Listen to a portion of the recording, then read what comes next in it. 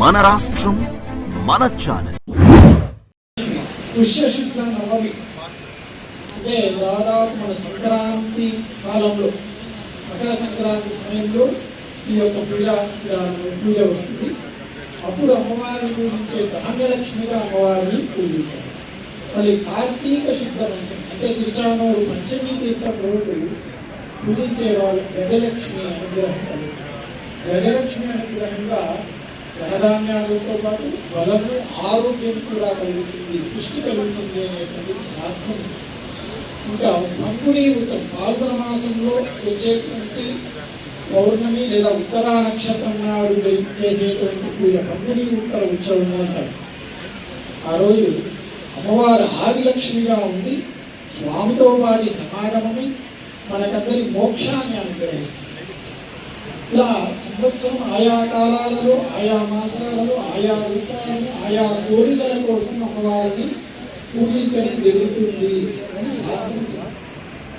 మరి ఇన్ని ఉన్నాయి కదండి, ఈ వరలక్ష్మి వ్రతం మనం ఎందుకు చేయాలి? వరలక్ష్మి ఈ వరుసలో చెప్పలేదు అంటే ఈ అష్టలక్ష్ములను అష్టమాసాలలో అష్టవిధముగా మనం పూజించేటువంటి మహాలక్ష్మి ఇచ్చేటువంటి అన్ని 5-8 మంది ఇచ్చేటువంటి పద్మావతి ఈరోజు శ్రావణ శుక్రవారం అమ్మవారి వరలక్ష్మి వ్రతం చేయడం జరిగింది. ప్రతి మాసం పాంచరాత్ర ఆగమ శాస్త్ర ప్రకారం అర్చకులు ఆహ్వానం చేసి షోడశోపచార పూజలు చేశారు, సహస్ర నామావళి చేశారు. లోకక్షేమం కోసం మొత్తం రాష్ట్రమంతా బాగుండాలి, లోకక్షేమం కోసం అందరూ బాగుండాలని అమ్మవారి కరుణ కృప అష్టైశ్వర్యాలను వారికి ప్రసాదించాలని ఈరోజు పూజ చేయడం జరిగింది. ఈ వరలక్ష్మి వ్రతం ఈరోజు తిరుచానూరు అమ్మవారి దగ్గర చేయటం జరిగింది. ఈరోజు అందరూ భక్తులు పాల్గొన్నారు. ఆ భక్తులకి అన్ని ఏర్పాట్లు చేసుకోగలిగాం. ఇంకా కొన్ని ఏర్పాట్లు ఇంకా వచ్చే సంవత్సరం ఇంకా బాగా చేయడం జరుగుతుంది. ఈ సందర్భంగా ఈరోజు సాయంత్రం కూడా స్వర్ణ రథంలో అమ్మవారిని ఈరోజు వాహనం ఉంటుంది. దాన్ని కూడా వీక్షించి మరి భక్తులు తరించి మరి వారికి అమ్మవారి కృప జరగాలని కోరుకుంటున్నాయి. ఈ కార్యక్రమంలో మా ఈవో గారు, అదేవిధంగా హెచ్ఈఓ గారు, మా యొక్క డిప్యూటీలో వాళ్ళ యొక్క సిబ్బంది వాళ్ళందరూ సహకారం చేశారు. అదేవిధంగా ఇంజనీరింగ్ సిబ్బంది కావచ్చు, ఇతర ఏర్పాటు చేసిన మా సిబ్బంది కావచ్చు, వారందరికీ ధన్యవాదాలు.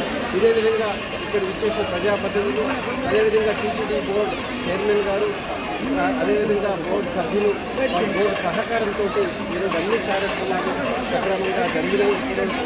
ఆ విధంగా అది ఒక టీం వర్క్ తోటి ఈరోజు కార్యక్రమం జరిగింది.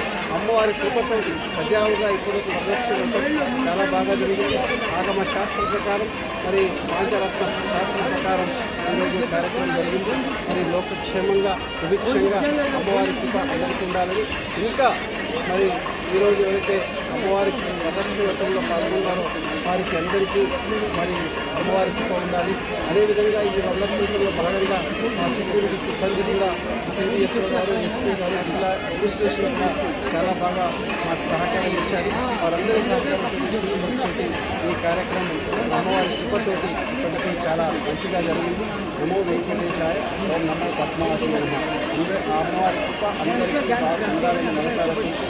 అదేవిధంగా ముఖ్యంగా ప్రజాప్రతినిధులు కూడా సహకారం ఇచ్చినారు. అందరూ టీంతోటి ఈ విధంగా చేస్తే బాగుంటుందని చెప్తే ఆ విధంగా అన్ని ఏర్పాట్లు చేసి అదే ఘనంగా ఏర్పాటు చేస్తాం. అమ్మవారి కృపతోటి ఈ కార్యక్రమం బాగా జరిగిందని భావిస్తూ ఉన్నాం.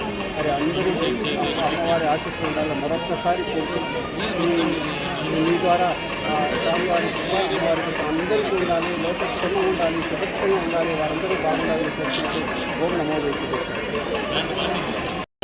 ఈరోజు తిరుమల తిరుపతి దేవస్థానాల ఆధ్వర్యంలో తిరుచానూరు అమ్మవారి సన్నిధిలో వరలక్ష్మి వ్రతాన్ని అత్యంత వైభవంగా శాస్త్రోత్తరంగా అర్చక స్వాములు నిర్వహించడం జరిగింది.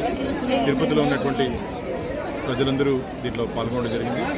ఖచ్చితంగా ఆంధ్రప్రదేశ్ రాష్ట్రానికి, భారతదేశానికి అమ్మవారి ఆశీర్వాదం కావాలి. ఆంధ్రప్రదేశ్ అభివృద్ధి చెందాలి, వికసిత ఆంధ్రగా, అలాగే కేంద్రం వికసిత భారత్గా ముందుకు పోవాలి. దేశ ప్రజలందరూ సుఖ సంతోషాలుగా ఉండాలని చెప్పి అమ్మవారిని ప్రార్థించడం జరిగింది. తిరుమల తిరుపతి దేవస్థానం ప్రపంచంలోనే అతిపెద్ద హిందూ ధార్మిక క్షేత్రం. ఇలాంటి ఆధ్యాత్మిక కార్యక్రమాలతో ప్రజల్లోకి నిత్యం అనేక కార్యక్రమాలతో ముందుకు పోతుంది. భక్తులు కూడా దీంట్లో క్రమశిక్షణతో, ఎందుకంటే మిగతా దేవాలయాల్లో కొన్ని ఇబ్బందికర పరిస్థితి ఉంటుంది, కానీ తిరుమల తిరుపతి దేవస్థానం ఆధ్వర్యంలో నడుస్తున్నటువంటి ఏ కార్యక్రమంలో కూడా ఎటువంటి చిన్న తప్పు కూడా జరగకుండా ఇక్కడ అధికారులు దీన్ని విజయవంతం చేస్తున్నారు. అధికారులందరికీ ప్రత్యేక అభినందనలు తెలియజేస్తున్నారు. భక్తులకి ఎటువంటి ఇబ్బంది లేకుండా ఈ ఏర్పాట్లు చేయడం జరిగింది. ఈ ఎస్వీబీసీ ద్వారా దీన్ని డైరెక్ట్ ప్రచారం ద్వారా చేయడం జరిగింది. కాబట్టి ఇక్కడ రాలేని భక్తులు ఎస్వీబీసీ ద్వారా నాకు కూడా చాలామంది ఫోన్ చేశారు, చాలా బాగా చేశారని చెప్పి. కాబట్టి ఎందుకంటే పరిమితి సంఖ్యలో ఇక్కడ మనకు ఉండేది ఆస్థానం పరిమితి సంఖ్యలో ఉంటుంది, కాబట్టి పరిమితి సంఖ్యలో భక్తులను అనుమతించి ఎస్వీబీసీ ద్వారా అమ్మవారి ఆశీర్వాదం, కరుణ కటాక్షం అందరి మీద ఉండే విధంగా ప్రయత్నం చేయడం జరిగింది.